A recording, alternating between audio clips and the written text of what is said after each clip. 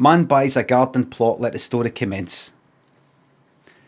Craig was looking at all this stuff in the news about Brexit and all that. Merced. Still gone. It's Brexit stuff, still gone. Cost of living and all that. Price of fucking things. Price of things gone up because of this and because of that. You couldn't keep track. Where did this all start? You couldn't keep. Is it the Russia Ukraine thing? Is it the gas? Is it Brexit? What is it? What's causing? What was causing what? Is it the coronavirus or something? What you couldn't. Either way, he just thought, I've got a bad feeling. And Craig was usually right about these things. He just got a sense that something needed to be done. Like preparation for something. He just sometimes got feelings. And he thought, I need one of the allotments. I need one of these sort of things where it's like you've not got a garden, but you get to go into this bit where there's like a wee plot of land thing, allotment, and I'm going to grow my own stuff so that, see if it all kicks off and the shops run out of food and all that, I want to be caught up in the fucking zombie apocalypse type of thing. So he went along to he had to go on a waiting list for a fucking year and a half. And eventually got it. And he went, right, I'm going to grow some potatoes and some carrots and grow myself some treats as well, like strawberries and tomatoes. Right, there's a greenhouse, there's a wee greenhouse, bit fucking minging. Like, it was kind of dirty, but it was all working. It was all fine, wasn't all broken. And he kind of got started. He thought, right, what did I do? Looked up some YouTube videos and went, right, how would I do it? So just start by actually putting a potato in the ground. You actually grow a potato by putting a potato in. The wee potatoes.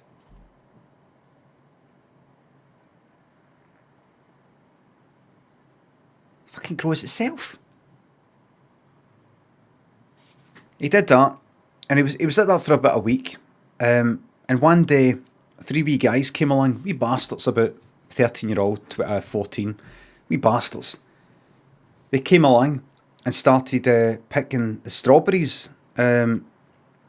After he bought this plant that already had strawberries on it, in case you're like, we on about, they've grown already. Kind of sort of get up and running. It's motivational. So it starts with already having strawberries on it. And I started picking stuff off it. And he went, hey, ho,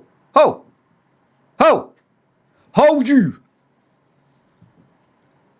And they dragged him into the greenhouse and they tied him down and they threw stones at the top of the greenhouse so that the glass would break and fall on his face.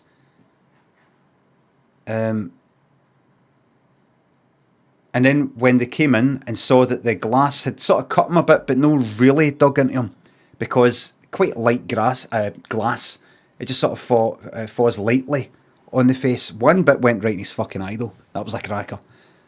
They weren't quite happy, so what they did was they smashed the windows at the side and rubbed his face in the glass.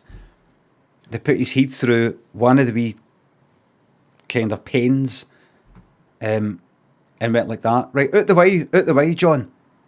And they did a kind of guillotined him. His head was through a broken window and they went like that. Right, hold on. 3, 2, 1, and one of them straddled on top and straddled his head, right? So if you imagine he's on the inside, Craig, his head is through one pane that's about that size, right?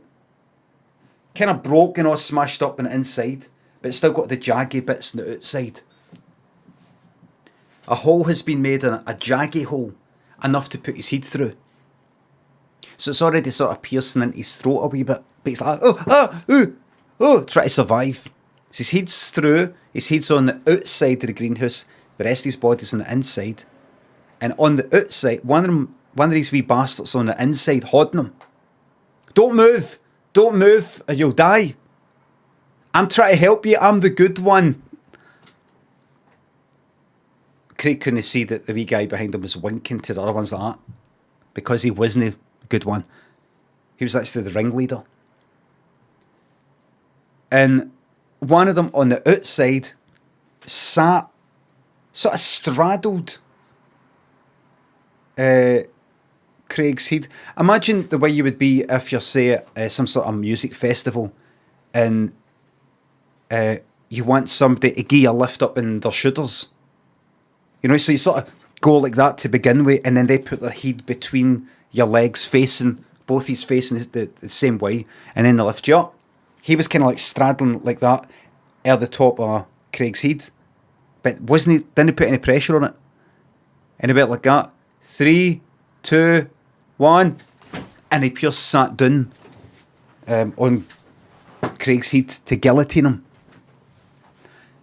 And he managed to behead him and farted on his head at the same time. The end.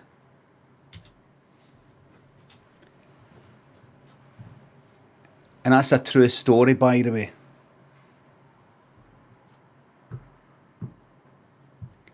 How do I know? I watched the whole thing through a telescope the other day.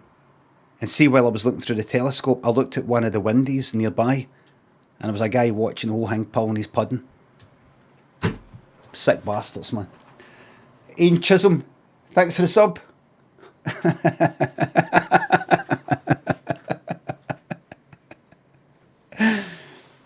Ian Chisholm, thanks for the sub. These improvs make me think you'd write a good murder mystery. If you hadn't chucked in, I know it's gone. It's gone. Sick guy. Remember, this is on the world of fiction. This is on the world of fiction. You're going to ban books now? You're going to burn books? Because of my shocking